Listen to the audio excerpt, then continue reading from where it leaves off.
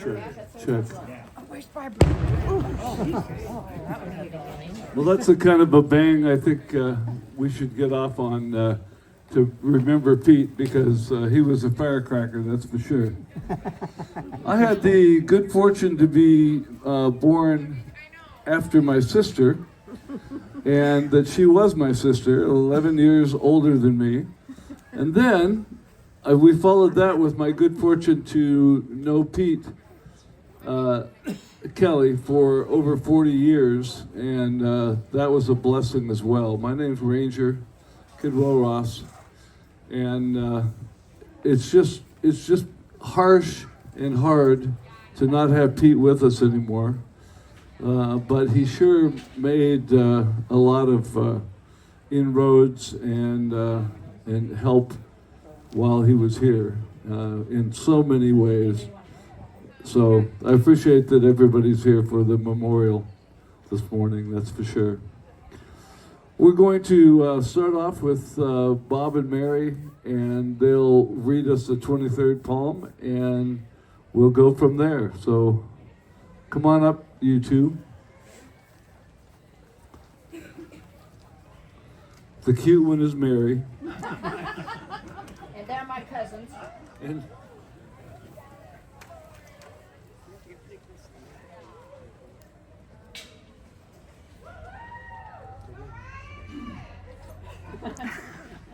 all right. The Lord is my shepherd, I shall not want. The Lord makes me lie down in green pastures and leads me beside still waters. You restore my soul, O Lord, and guide me along right pathways for your name's sake. Though I walk through the valley of the shadow of death, I shall fear no evil, for you are with me. Your rod and your staff, they comfort me.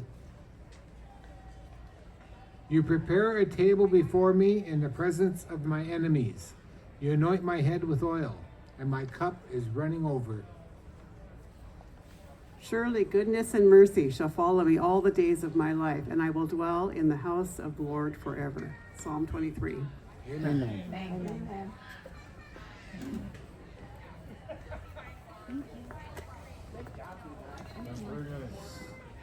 so that you can know more about Pete in some ways that you may not know already, although most of all of you are close friends and knew a lot about him.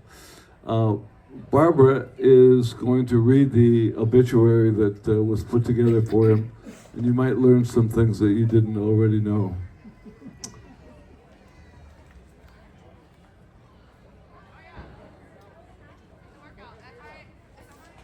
So, and there are copies of the obituary with a picture of Pete here on the corner, and grab one of those on your way out the door if you'd like. We'll pause here just for a second, let some more people in. All right, I'll let you explain how you connect in with all of this, Barbara, and take it there. Let's adjust it down a bit. There, that was better. Mary stood on her tiptoes. As Pete would say, how's the weather down there? Heard that one before. Yes, I heard that one many times. So for those who don't already know who I am, my name is Barbara Brandt, and what? Right on the microphone. So my name is Barbara Brandt, and I was the foster daughter of Sherry and Bob Bliss way back when I was 5 years old, 6 years old. And we were separated for many, many years and then reconnected when I was a sophomore year in high school. And that woman right there is my rock. She is my rock. And I love Pete for the life that he gave her and for the happiness that he brought her. And I'm not gonna cry. Okay, I'm keeping it under control here. So, yeah, I just am, I love them both dearly. And like I said, I had many, many, many moms growing up because I grew up mostly in foster care. But that lady right there, when I say the word mom, she's it, and I love her. So, for those who have not seen this already, this is the obituary we wrote for P. I believe it is on the Lemley Chapel website. If anyone I don't know if it's still there. But it is there. We do have copies of it up here if anyone would like a copy of it. So remembering Peter Duane Kelly, born in August of 1932 in Gresham, Oregon, ironically right outside of the back door that I live in right now.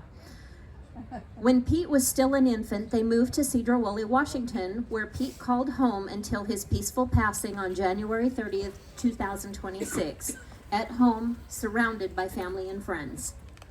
Pete attended grade school in Sedro Woolley and graduated from Sedro Woolley High, where he excelled in football, basketball, and tennis. He also wrestled until he was poached by the basketball coach. Can't imagine why. Fresh out of high school, he landed a position as a machinist apprentice where he began his 35-year career with Skagit Steel, Bendix. And from what Mom says, to land an apprenticeship like that at his age was a pretty remarkable thing. There, Pete worked his way up to management. He started working as a machinist apprentice until he was drafted into the U.S. Army in 1952. Pete served in the infantry first lines in South Korea as an RTO, which is a radio telephone operator. He later returned to Korea in 1999 with Mom, where they dined in a restaurant built on the same land that had been bombed during his tour of duty there. Upon return to the U.S. from the Army, Pete resumed his career with Skagit Steel. In addition, he served 25 years as a Sedro Woolley volunteer firefighter and spent a few years as the fire chief. He had 4 sons, Gary, Randy, Mark, and Joe. In 1983, he married Sherry Bliss and became stepfather to her 3 sons, Robert, Keith, Randy, and foster daughter, yours truly. He retired at the age of 54 as manager of estimating and outside contracting. He then helped his son Mark start a trucking business and began living his dream of traveling the globe and remodeling homes with Sherry, the love of his life, by his side. Together they built roads for logging on Lopez Island, water tank road at Skagit Regional Airport, and another in Anacortes for the new homes on the way to the ferry dock. Pete and Sherry embarked on 5 different cruises, took a bus tour of the British Isles, traveled the Panama Canal, and spent 6 weeks in Europe. They also purchased a motorhome, customized the bed to fit Pete, and traveled to the U.S. for 2 years, making many friends along the way. They enjoyed attending high school football games, wrestling matches, and lending support to local students. The wrestling team named their group Hardcore for their faithful support. After several trips to multiple destinations in Mexico, they purchased land with an abandoned old home in the town of Los Barrias, Mexico. Winters were spent rebuilding this home, and summers spent, as the Skagit Valley Herald put it, giving Sedro Woolley a facelift, one house at a time. Lost my place. Sherry and her brother Don designed and remodeled 8 homes in Pete's hometown. His vision, talent, and determination were unstoppable. Pete marched to a drummer of high expectations, and he worked to instill this into those within his reach. He believed in helping those who helped themselves. He was a wellspring of good advice, whether you wanted it or not. Good ideas and hard work, and the hard work it took to accomplish them. He was also exceptionally good at bossing people around. He and Sherry thrived in sharing their home, Casa Kelly, and the wonders of the Baja with endless parades of guests every winter. He loved and appreciated friends and family. Aside from all the hard work, he loved fishing, hunting, playing cards, and entertaining friends. His legacy will be treasured in all his works and all the people he influenced along his life's journey. You bet. Thank you. Good job. Thank you, Barbara. Now, we appreciate the words in advance even from the fire department of Sedro Woolley. And one of the anecdotes that I'll toss in here is I was with my wife's parents in Cleveland, or in the Cleveland area, and I learned that my housekeeper had built a fire and caught my chimney on fire, and because these guys were listening in on whatever that kind of radio is called, they were out there, Johnny on the spot, to figure that out, and no harm, no foul. So that's the kind of person Pete was. So Jerry, and I don't know if anyone else is with you or not, but I'm going to have to raise this up for you. How about that? See if that works. Thank you, and Sherry and your family, the Sedro Woolley Fire Department and the City of Sedro Woolley has been grateful for the time that you gave Pete, let him be on our team and serve the community. And you listened to his obituary, and it sounds like he'd like to give. And he gave, by our records, 27 years to the fire department in 2 stints. He, fun fact, by our records, was the 100th member enrolled into the volunteer fire department. So a pretty cool fact. And Pete served for 3 years approximately as fire chief in town. I looked in the 80s. So I got to know Pete as a young firefighter as I joined in the community. So always got to meet him at our dinners. Come down, make sure he was there for his prime rib in November. Always got to have good conversations with him, and he was always, very, very kind and full of knowledge, full of stories. Their stories were always fun to hear, and so I just want to say thank you from our team to your family for letting Pete do that. It's a big thing. And Loved it when he could say the fire whistle's blowing, I'm gone. Yeah, I mean, he got to go when that thing was going off, and you just heard it in the bedroom and took off, right? So things have obviously changed a lot, and I would love to have had more of our team here to support you today, but our team is out doing all the things across the parade route this morning, the things that Pete loved to do. So just from our team to your family, thank you, Sherry, and Thanks, we just Jerry. want to say thank you. And thanks for saving our bacon several times when Pete was sick. He always loved seeing us, and he always loved to have a chief around, because then he knew he couldn't boss us around. So thank you.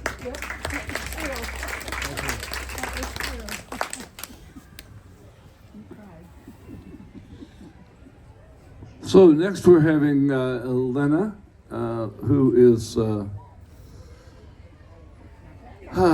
granddaughter for, and I have to adjust the microphone. Yep, down it goes. I'll take some. Go, Cheryl. You need one. Oh, there's a lot of you. Okay. Hi, for those of you who don't know me, I'm Lena. I am Sherry's granddaughter, Rocky's wife.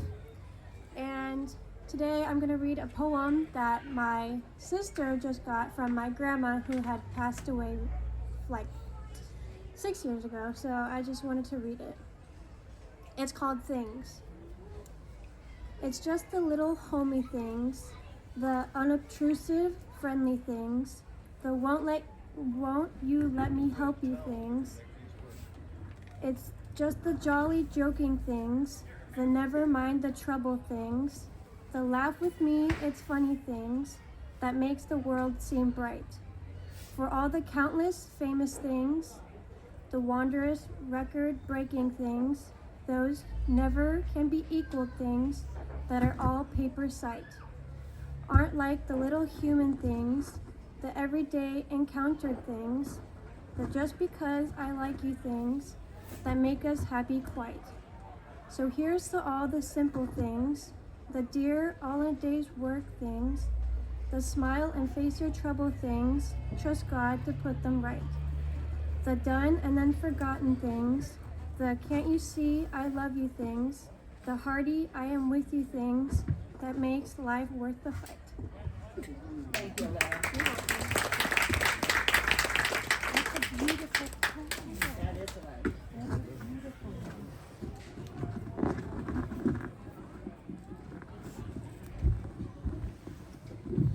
So from there, it says on the itinerary who else would like to speak. And since Tim is over here readying some chairs for 3 newcomers here, I'll just go first. And then he'll be back available. So he'll take a microphone around if you want to come up and speak at the microphone here. That's fine, and if you want to stay right where you are and have a microphone transported to you, that also works. I got to say, Pete was a very influential person in my life. Starting in the early years when he and Sherry got married, Pete was nothing but a positive influence to me. I could use one of those, and that was Pete. He was always an idea man that I could go to and count on whenever one was needed. And even a few times when I didn't happen to ask for his advice, I got some, and it was always good advice.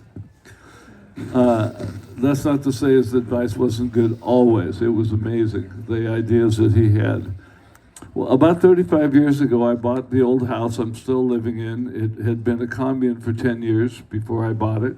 And I know some of the windows in the ground floor had been put in by the hippies who were living there, and they cut out the wall and got some windows from the dump that they put in. It had 19 broken windows when I bought it, and it was really quite the effort, and it's changed lots.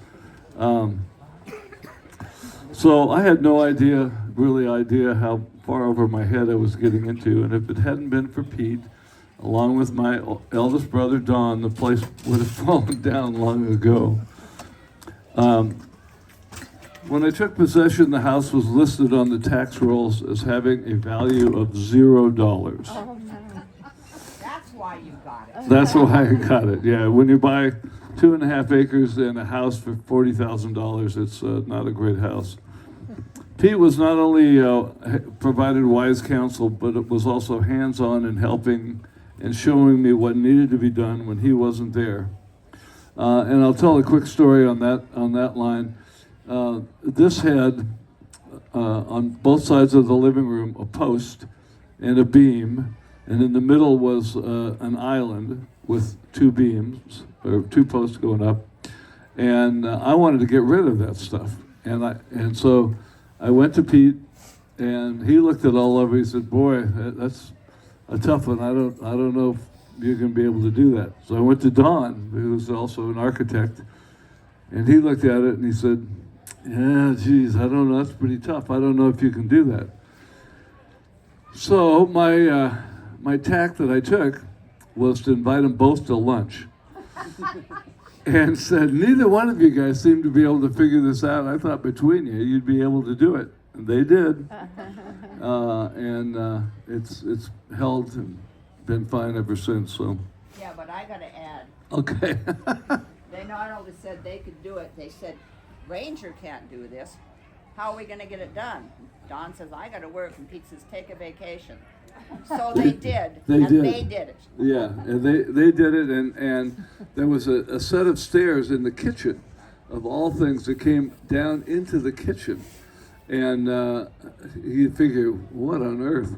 Well, Don and Pete together were able to take down that entire staircase, move it clear over to here, put it back up, and used every stair and made a platform at the top that was perfect, and it stands there today. So because it was a commune, I've had a number of people that had a little nest under that stair at some point or another, and they've come and wanted to tour the house And I say, well, what do you want to see? And they go, well, we slept under the stair.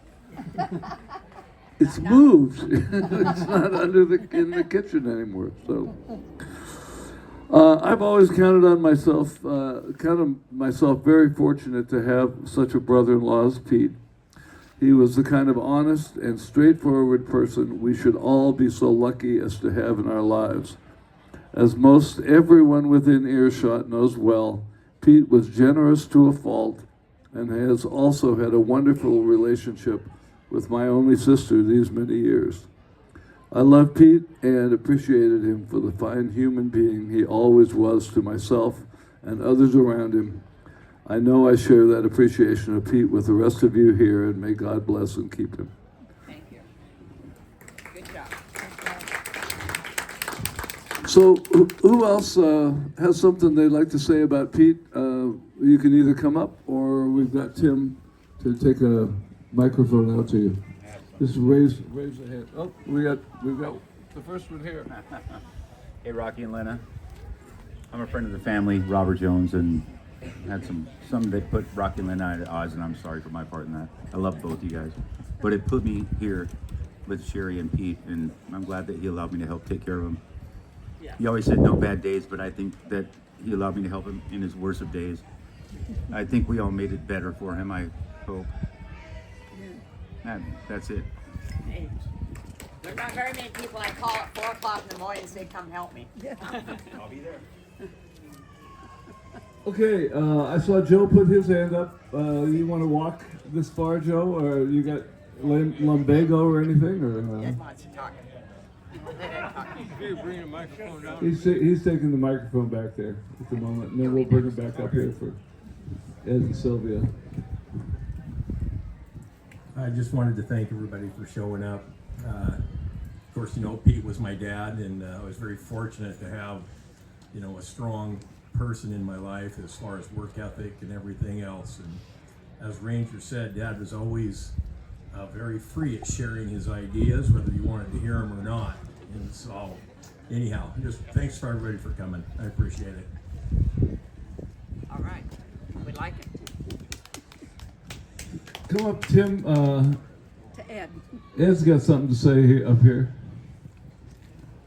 Now, wait a minute. Ed was Pete's boss, so he might not want to hear what Ed All right. says.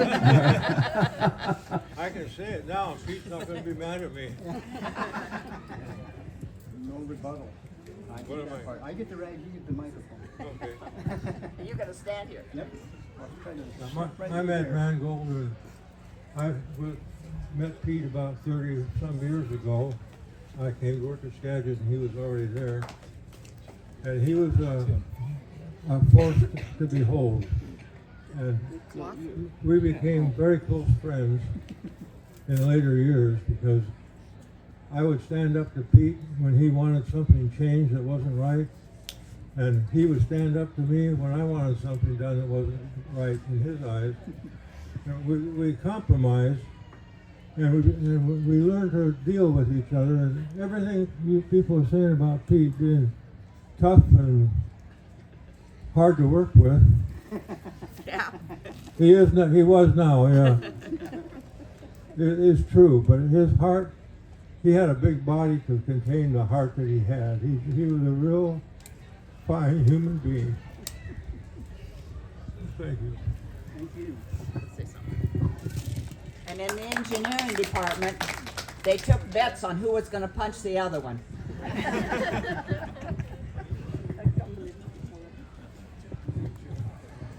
The four of us drove together down the Baja on one of our vacations.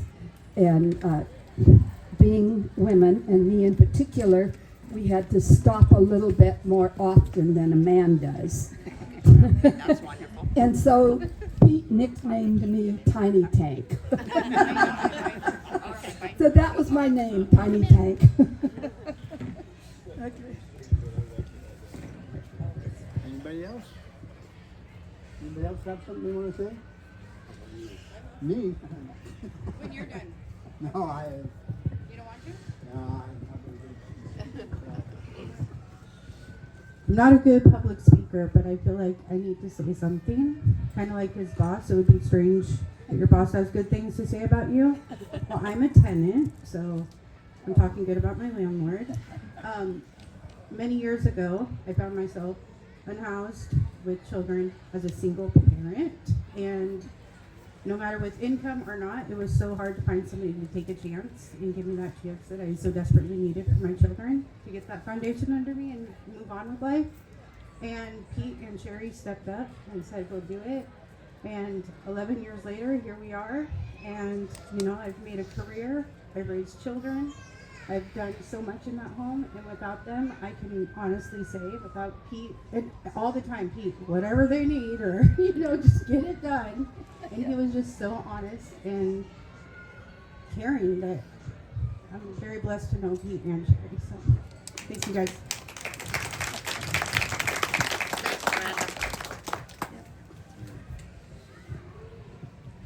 Anyone else?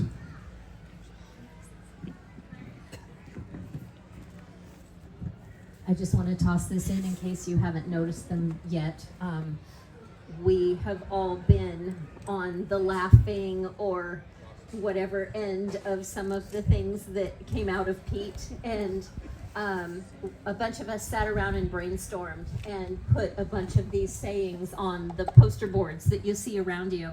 If you think of something that should be on these boards that we have not thought of yet, please, I'll leave a couple markers up here on the podium. You can either add it yourself or come find me and I'll climb up on top of the flowers and write it on there for you. But he definitely had some zingers that came out of him, and sometimes you kind of looked at him like, really, did you say that? But yeah, we've all heard them, and we all remember them with fondness. Yep. So come and find me if you have something you'd like to add. Yeah, we can laugh at them now. So, anyone else out there? Raise your hand, Sherry. Do you want to say anything at this point, or? No, I don't think so. I want to hear what Lee Sherman has to say. All right. Well, Lee Sherman is next, and he's going to provide us with a patriot monologue. A history lesson of this country. History lesson of the country. Going to go through 250 years in a few minutes. Yep.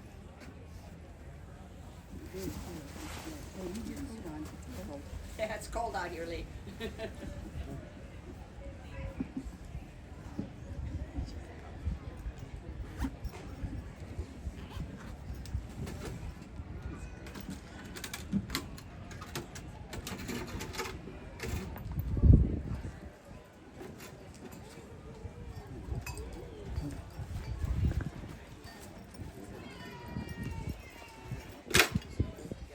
What's not to like? This flag, which we honor and under which we serve, is an emblem of our unity, our power, our thoughts, and our purpose as a nation. In the early 1940s, as the United States, along with the other allied nations of the world, were drawn into the Second World War on two different fronts, it hung in recruiting offices all over our nation, and men and women from all walks of life flocked to it. Regardless of which branch of the service they joined, each and every one of them took an oath to protect and defend it against all enemies, both foreign and domestic. And at that time, they signed a check, a blank check. It was made out to you, each and every one of you, the citizens of the United States of America, in the amount of my life. If this flag could talk, it would tell you that it has seen that check cashed more times than it cares to remember. It has seen the incoming tides in both the Atlantic and the Pacific run red with the blood of our fallen youth. If you're able to read, your thanks and your gratitude by all means should go to your teachers. But if you can read English, you might want to consider thanking a veteran, for you do not salute the ancestry of the Third Reich, nor do you bow to the rising sun. Many gave up all of their tomorrows that we could have ours here today. 31 words. We all learned them as small children. You've all memorized them. You said them in school every day. The question is, how does this piece of cloth come to hold such power? The answer is, the sun never shined on anything more beautiful or of greater worth. It is truly the symbol of our freedom. And again, if it can speak, it would tell you a great deal of its history. It would tell you that I was conceived in the dreams of liberty and the hopes of freedom, designed and made by the hands of Betsy Ross, and her sewing basket became my cradle. Although I was never an orphan, I was adopted by the Continental Congress in 1777, and it's been with a tremendous amount of both pride and pleasure that I became the national emblem of a newly born nation on this continent, desperately fighting for survival and destined to bring to all of its people a new concept of life, liberty, and the pursuit of happiness. In one form or another, I have been many places and seen a great deal of our American history.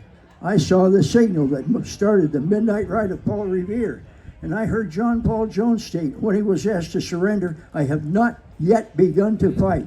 I saw Molly Pritchard take a cannon swab from her dead husband's hands and carry on the fight for freedom. I rode with Ethan Allen and the Green Mountain Boys, and I was there when George Washington became Commander-in-Chief. I felt the biting cold at Valley Forge and brought comfort to the tired and hungry troops of the Continental Army. I was waved from the mast of old Ironsides and above the decks on the Yankee and China Clippers, and I was there in the twilight at Fort McHenry. It inspired Francis Scott Key to write the Star-Spangled Banner, which was to become our national anthem. I blazed the trail west with Davy Crockett, Daniel Boone, Lewis and Clark, and I was carried through the halls of Montezuma to the shores of Tripoli. I charged up the slopes of San Juan Hill with Teddy Roosevelt and his Rough Riders, and I stayed with the boys in World War I till it was over there. I was with them in the battlefields of France and saw many of the youth and manhood of our nation fall in silent in death. They had given their last full measure of devotion, and the war was over for them forever. But I have kept a lonely watch over their graves and stayed to watch the poppies grow, row on row between the crosses in Flanders Field. I was at Pearl Harbor, Berlin, the Battle of the Bulge, the Ardennes, and on the beaches at Anzio, Guam, Guadalcanal, Peleliu, the Philippines, Salomon, the Philippines. Running out of wind. Want a drink? I'm good. I was at the Battle of Iwo Jima, and I was on the French coast of Normandy on D-Day as the landing craft approached the beaches. I heard the squad leaders calling out to their troops, 30 seconds to the beach. May your God be with you. And when those ramps came down, they came face to face with a gauntlet of barbed wire, landmines, artillery, and mortar shells dropping everywhere. The German zipper ripped and the bullets fell like raindrops. No amount of medical training could have possibly prepared these young medics for the carnage that awaited them on the beaches. Thousands met the supreme architect of their universe that morning without ever knowing the outcome of this war they had been drawn into or the importance of the sacrifice they had just made. Many of these young men had seen their last morning sunrise, and they were never to become grandfathers.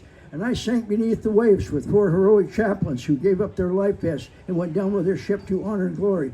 I waved gloriously above the decks on the battleship Missouri in Tokyo Bay on that victorious day, September 2nd, 1945. And I flew proudly over our troops as they fought at the Chosin Reservoir in the frozen mountains of Korea, the steaming jungles of Southeast Asia, where we fought an elusive enemy in an unforgiving terrain.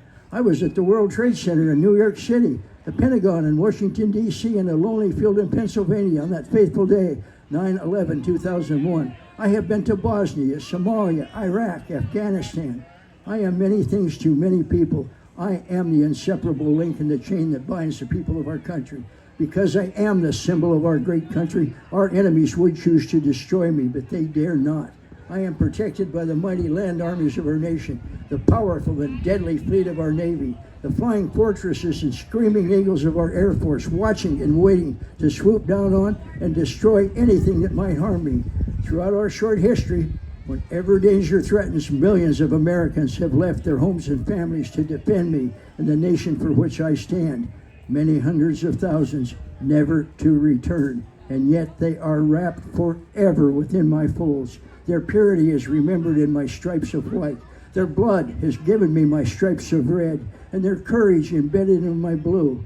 And their souls are safely cradled within my stars, where I will watch over them forever, for we are truly one nation under whatever God you choose to believe in.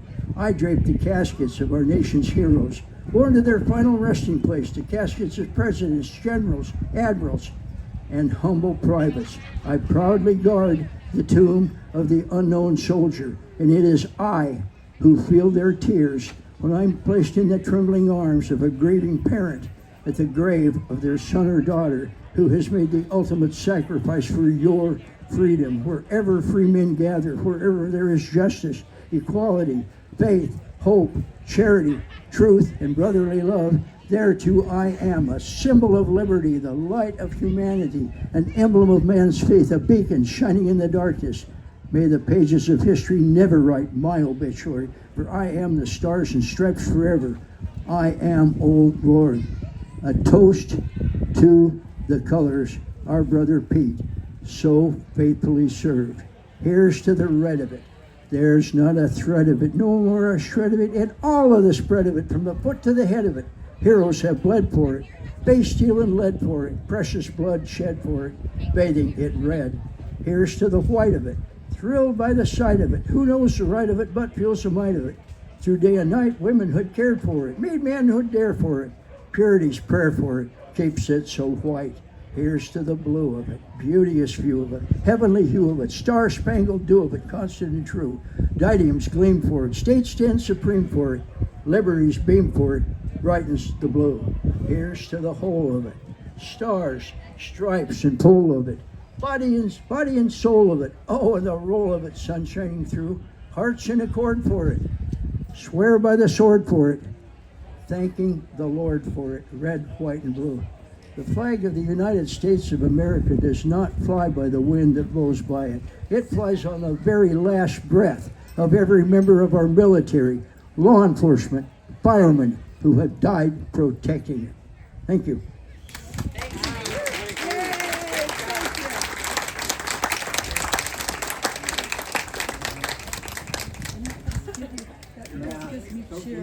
I can't think of a better message on the 4th of July in a memoriam for Pete that Lee gave. That was Amazing. truly amazing. Can we have another round of applause for that? That's fabulous. Well, unless somebody else has something to say, we will end with the Lord's Prayer with Bob and Mary. Bob and or Mary, or however that turns out. Thank you. That was great. That was very good. Thank you. And thank you for your service. Lee, I think we could take your name tag off because I think everybody will remember you. The FBI is going to find me now, I know it. I'll put it back, but I don't think anybody needs it. Well, Pete wasn't one to have his faith on his sleeve. He was one who had his faith in his heart. For us to know Pete, he loved his God, he loved his country, he loved his wife, and he loved each one of us in a special way, and we appreciate that so much. So if you would bow your heads with me and say the Lord's Prayer.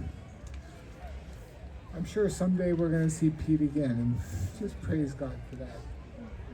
Our Father who art in heaven, hallowed be thy name. Thy kingdom come, thy will be done, on earth as it is in heaven. Give us this day our daily bread. Forgive us our trespasses, as we forgive those who trespass against us. And lead us not into temptation, deliver us from evil. For thine is the kingdom, and the power, and the glory forever. Amen. Thank you.